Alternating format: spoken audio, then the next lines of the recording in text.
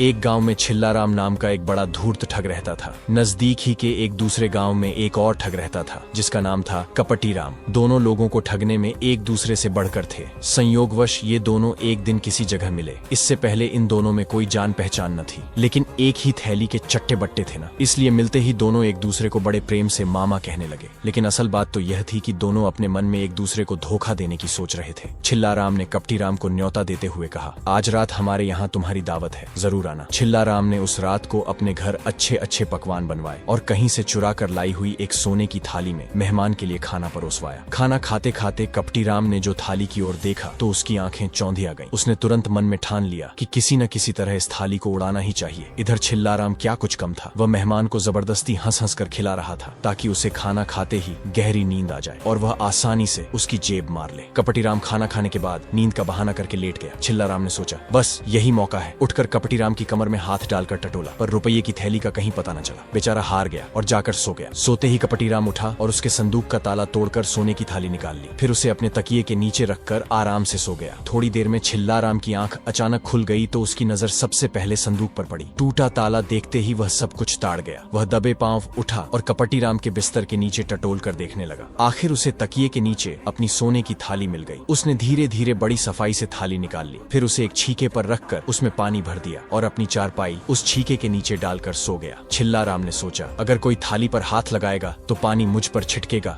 और मैं जाग जाऊंगा। कपटी राम आंख बचाकर यह सब देख रहा था, क्योंकि वास्तव में वह सोया नहीं था। उसने छिल्लाराम को सो जाने दिया। फिर उठकर चूल्हे से थोड़ी राख उठा लाया और धीरे धीरे पानी में डालने लगा। बस थोड़ी ही देर में राख ने सारा पानी सोख लिया। अब बिना किसी दिक्कत के उसने थाली नीचे उतार ली और नजदीक के एक तालाब में छिपा दी। फिर आकर चुपचाप ऐसे सो गया जैसे कुछ जानता ही न हो। इतने में छिल्लाराम जागा और आंख खोलते ही छीके की ओर देखा तो थाली गायब थी। लेकिन वह भी कोई उल्लू का पट्टा तो था नहीं। वह तुरंत कपटी राम की चारपाई के पास गया और उसकी ओर गौर से देखने लगा। उसे कपटी राम के तलवों में कीचड़ लगा हुआ दिखाई दिया। वह तुरंत भांप गया कि हो न हो, जरूर यह मेरी थाली तालाब में छिपा आया है। वह धीरे धीरे उसकी चारपाई के पास घुटनों के बल बैठ गया और पैर चाटने लगा ताकि यह पता चले कि वह पानी में कितनी गहराई तक गया है, क्योंकि वह जानता था कि पैर जिस गहराई तक पानी में डूबे होंगे वहां तक फीके होंगे। और उसके बाद नमकीन कपटी राम के पैर घुटनों तक फीके लगे। इससे छिल्लाराम ने जान लिया कि वह घुटनों तक पानी में गया था। वह तुरंत दौड़ता हुआ तालाब की ओर गया और घुटनों तक की गहराई में इधर उधर खोजने लगा। जल्दी ही उसकी मेहनत रंग लाई और वह थाली लेकर खुशी खुशी घर लौटा। इसी बीच कपटी राम की आंख खुली तो उसने देखा कि छिल्लाराम का बिस्तर खाली है। वह समझ गया कि वह थाली की खोज में गया होगा। उसने सोचा, यह तो बड़ा गुरु घंटाल मालूम होता है,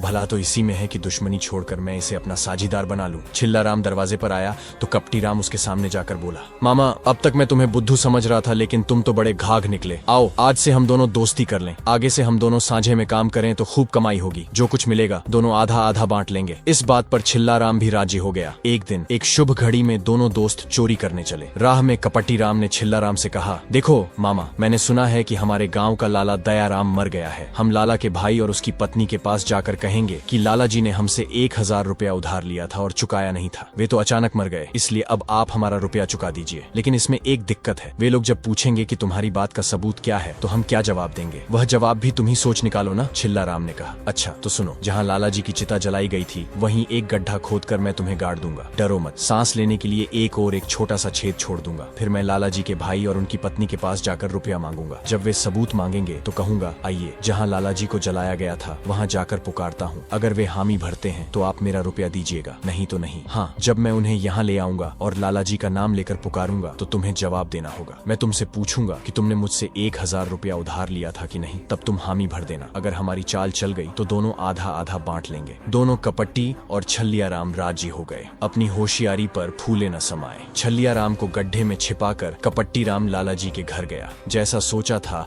वही हुआ। लाला जी के भाई ने कहा कि बिना किसी सबूत के हम रुपया नहीं चुका सकते। तब कपट्टी राम उन्हें मरघट में ले आया और लाला जी का नाम लेकर पुकारने लगा। क्यों लाला जी, आपने मुझसे 1000 रुपया उधार लिया था कि नहीं? कपटी राम ने पूछा। हाँ लिया था, क्यों नहीं लिया था? छल्लियाराम ने गड्ढे के अंदर से जवाब दिया। बेचारे लाला जी के भाई ने समझा कि सचमुच लाला जी ही जवाब दे रहे हैं। उसने कपट्टी राम को घर ले जाकर 1000 रुपए गिन कर दे दिए। कपट्टी राम वापस लौटकर उस जगह आया जहाँ जमीन के अंदर छल्लियाराम उसकी राह देख रहा था। उसने एक बड़ा पत्थर उठाकर गड्ढे के मुंह पर रख दिया ताकि छल्लियाराम आसानी से बाहर न निकल सके। फिर रुपये की थैली उठाकर 9 2 11 हो गया। भीतर से बेचारा छल्लियाराम, मामा पुकारता रहा, लेकिन वहाँ कौन था? उसका मामा तब तक आधा मील दूर चला गया था। छलियाराम समझ गया कि उसे धोखा दिया गया है। बड़ी मुश्किल से उसने एक और छेद किया और अधमरा सा गड्ढे के बाहर निकला। उसने तय कर लिया कि किसी न किसी तरह इसका बदला जरूर लेना चाहिए। गांव के बाहर जाने के लिए उस मरघट से होकर एक ही रास्ता था। छलियाराम अपने कपट्टी मामा को खोजता उसी रास्ते पर चला।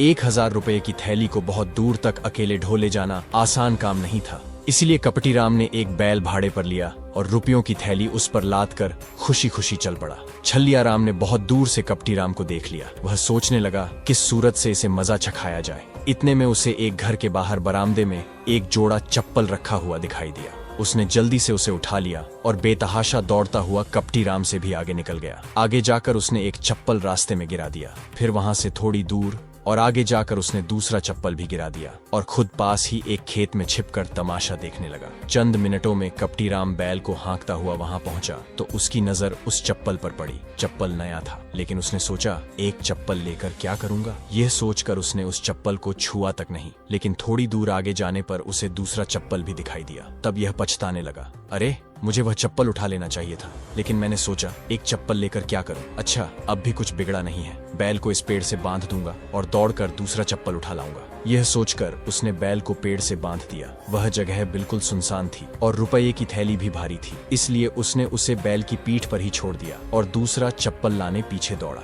उसकी आंखों की ओट होते ही छलियाराम बाहर निकल आया और जल्दी से बैल को भगा ले गया। थोड़ी दूर ले जाकर उसने बैल को छोड़ दिया और रुपये की थैली लेकर एक पुल की ढेरी में छिप गया। कपटी राम जब लौटा तो बैल लापता था। वह समझ गया कि हो न हो यह छलियाराम की चालबाजी है, उसके सिवा और कोई यह काम नहीं कर सकता। वह इधर उधर ढूंढते हुए उसी राह से चलता गया। रास्ते में जब उसे पुल की ढेरी दिखाई दी तो उसने सोचा आसपास में तो इस पुल की ढेरी के सिवा छिपने लायक कोई जगह नहीं है। अगर वह छुपा होगा तो यहीं छिपा होगा। ये सोचकर वह उस पुल की ढेरी को उलटने पलटने लगा। जब छलियाराम ने देखा कि उसका भांडा फूटने वाला है और वह किसी तरह भाग नहीं सकता तो वह खुद बाहर निकल आया। उसे देखकर कपटी राम ने कहा, देखो हम आपस में बेकार क्यों परेशान हो, आओ यह रुपया आधा आधा बांट लें। इस पर छलियाराम भी राजी हो गया। दोनों ने वह रुपया आपस में बांट लिया और खुशी खुशी घर चले गए। तो दोस्तों, छलियाराम और कपटी राम की इस ठगबाजी भरी कहानी ने हमें यह सिखाया कि चालबाजी से भले ही कुछ समय के लिए जीत हासिल हो जाए, लेकिन अंत में हर चाल का एक तोड़ होता है। अगर आपको ये कहानी पसंद आई हो और आप ऐसी ही मजेदार कहानियां और सुनना चाहते हैं तो हमारे चैनल को लाइक करें, सब्सक्राइब करें और बेल आइकन दबाएं ताकि हमारी हर नई कहानी आप तक सबसे पहले पहुंचे। मिलते हैं अगली मजेदार कहानी के साथ।